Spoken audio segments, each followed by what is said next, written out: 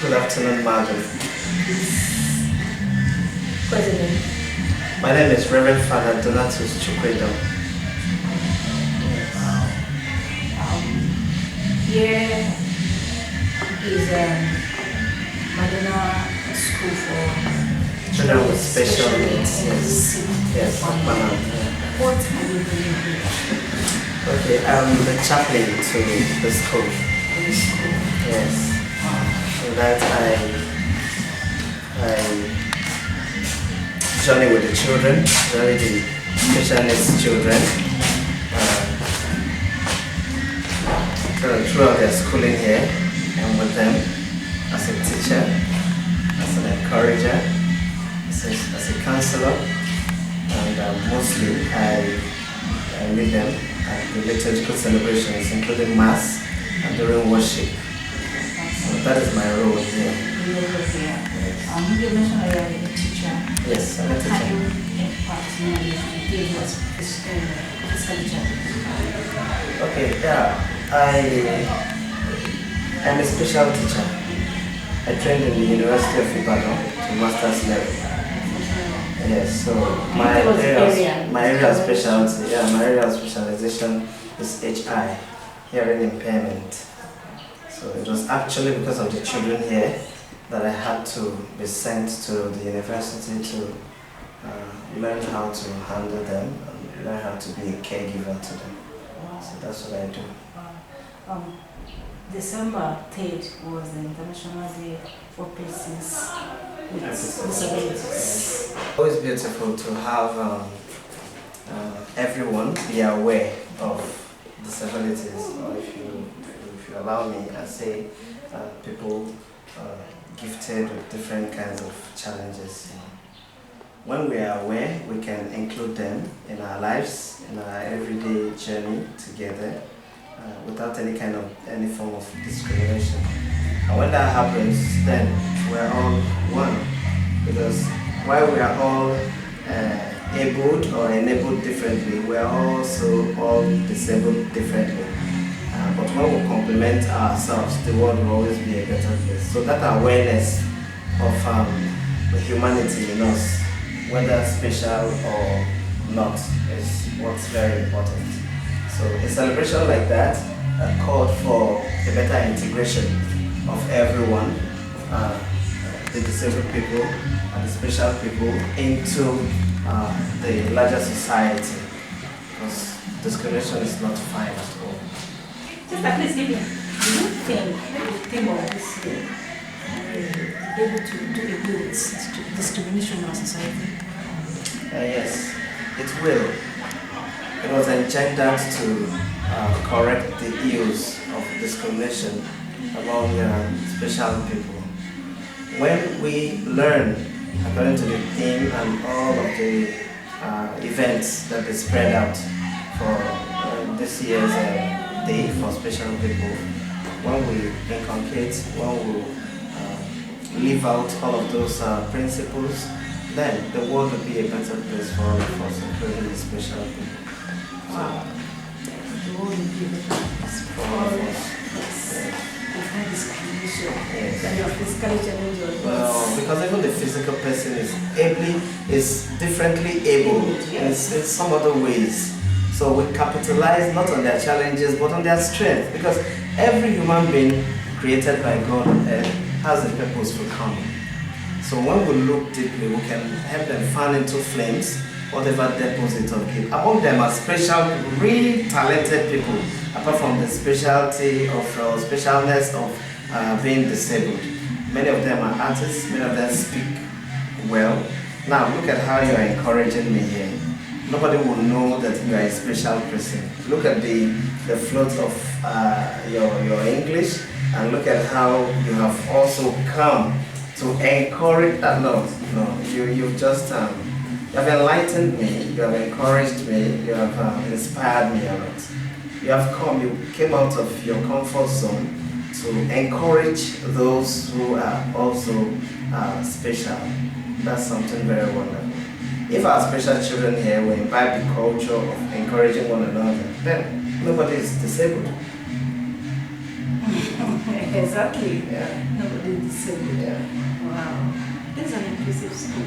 Yes. How to tell our state that our states don't encourage them to go into inclusive education, or we should start practicing the normal way of the special school?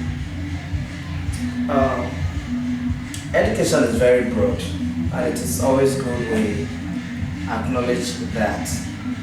So there should be special schools, even though we have they run the inclusive setting, but let it be schools built as special schools. I'm saying this because the everyday school, the normal usual school, won't be able to house just every other special person. But the special school will house a special person and also house the everyday, in quote now, normal children. Yeah.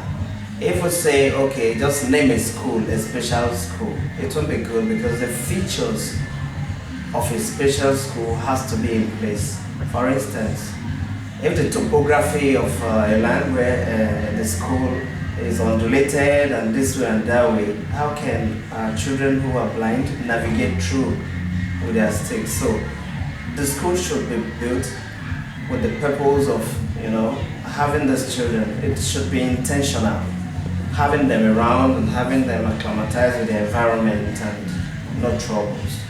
I say this because even though we have a special unit in a special department, special education, full-blown special education in the University of Ibadan, there is no enabling environment because even my class is upstairs, for instance. The special education department, they have storage buildings here and there, and it's a little difficult for those who are in wheelchair. You know, the environment is not very conducive. But if it is purposeful, it's different from Oyo Special. Oyo Special, they have been able to master the architectural design, having in mind or intentionally for those who are to school there. So I encourage the Delta State government because I know they are inclined towards the education of everyone. You see beautiful schools in Delta that you don't find elsewhere. So just like you have the Owa model in Agbo, you have the SPC, you have all of these beautiful schools, well built, beautiful. Let us also have special schools, school for children born with different kinds of specialness and disability. I don't use that disability because I have to. Yeah, there are better euphemisms to use. That is, it makes them feel better. Physically challenged is even better than disability, because if you tell a child she is disabled or is disabled, they become really disabled. But if you tell them they are challenged and remind them that there is a high point even in that challenge, or even that they capitalize on their strength rather than their disabilities. So that's about it. I encourage the Delta State government to build special schools. Special schools. I don't think there's any in Delta State. But I must also acknowledge the governor of Delta State, His Excellency Ifeanyi Okowa, for coming through for us. There was a time hoodlums took over the whole of this environment. You know, they sold parts of all of those buildings this year, and most of them are owned by those who intruded and built. They bought and they sold and bought our land and built on them, and even locked up our school, burnt down halls, and did a lot. You know, destabilized the processes here. We were on lock for under lock and case for close to 2 years, but the governor came through for us, fought for us, and gave us a gazette.